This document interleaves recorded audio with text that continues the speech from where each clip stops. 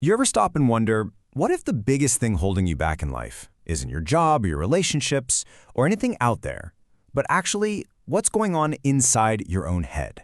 Well, today we're going to dive into one simple, powerful idea that can honestly change everything: the art of self-acceptance. So, where are we getting all this from? Our guide for today is the core philosophy from a work called The Art of Self-Acceptance. We're going to break down its key ideas and really get to the heart of how this practice can totally reshape our lives. I mean, come on. We've all been there, right? That little voice in your head that just loves to point out every single flaw, every mistake. It's exhausting. But it turns out that voice isn't just you being hard on yourself. It's actually part of a much bigger pattern. And that pattern, well, we can call it the self-rejection trap. It's this sneaky cycle that so many of us fall into, and a lot of the time, we don't even know how we got there.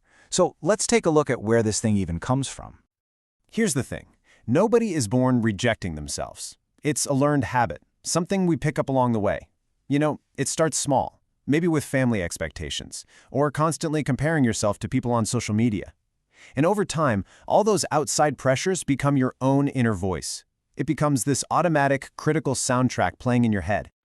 And all of that noise, all that criticism and comparison, it eventually gets boiled down to one single crushing belief: I'm not enough. This one little sentence becomes the engine of that whole self-rejection cycle. But here's the big question. What if we've been looking at this whole problem completely backwards? Okay, this is where we totally flip the script. We're about to tackle the single biggest, most common myth about self-acceptance. This idea that it's just a fancy word for giving up. So the myth a lot of us buy into is that if you accept yourself, you'll just get lazy and stop trying to improve. But the truth, the reality is so much more powerful. You cannot build a better version of yourself on a foundation of self-hate. It just doesn't work. Real, lasting change doesn't come from beating yourself up.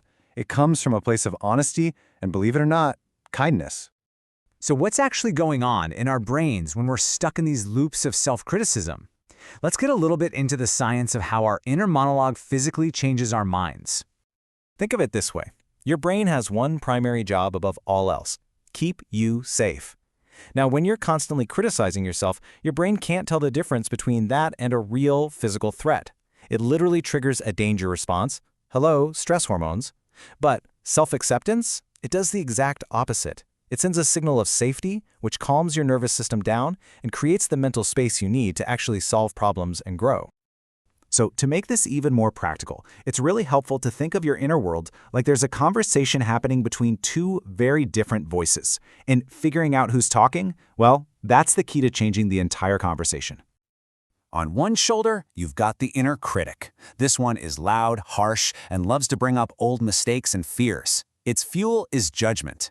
But on the other shoulder, you have an inner ally. This voice is compassionate, it's supportive, it's realistic, and it knows how to motivate you without using shame. Now, the goal isn't to kill the inner critic. That's impossible. The goal is to learn how to turn its volume down and turn the volume way, way up on your inner ally. Okay, so we get the why. We understand the theory. Now for the fun part, the how. Let's move from just talking about this to some real, practical tools you can literally start using today. These might sound simple, but they are absolute game changers. The mirror technique is all about learning to look at yourself and offer support instead of judgment. Then there's non-negotiable kindness. It's a simple filter. If you wouldn't say it to a friend you care about, you're not allowed to say it to yourself, period. And finally, setting boundaries is about realizing that protecting your own peace and energy isn't selfish, it's necessary. These little daily actions are how you slowly but surely retrain your brain. And what's so amazing is that when you start to practice these things consistently, it doesn't just change how you feel on the inside. It creates this massive ripple effect that touches every single part of your life.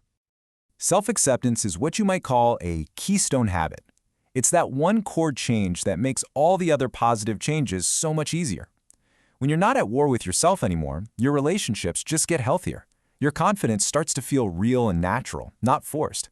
And that constant nagging fear of what other people think, it just starts to fade away. And this right here is maybe the most important thing to remember. This is not a finish line. You don't just achieve self-acceptance and then get a certificate. It's a practice. It's a choice you make every single day to show up for yourself with a little more kindness and a little more honesty than the day before. Ultimately, it all comes down to this. Accepting yourself right now, with all your flaws and imperfections, isn't about giving up on the person you want to become. It's the very thing that gives you the power to become that person. So the final question isn't, am I good enough yet? The real question is, am I brave enough to start right here, right now?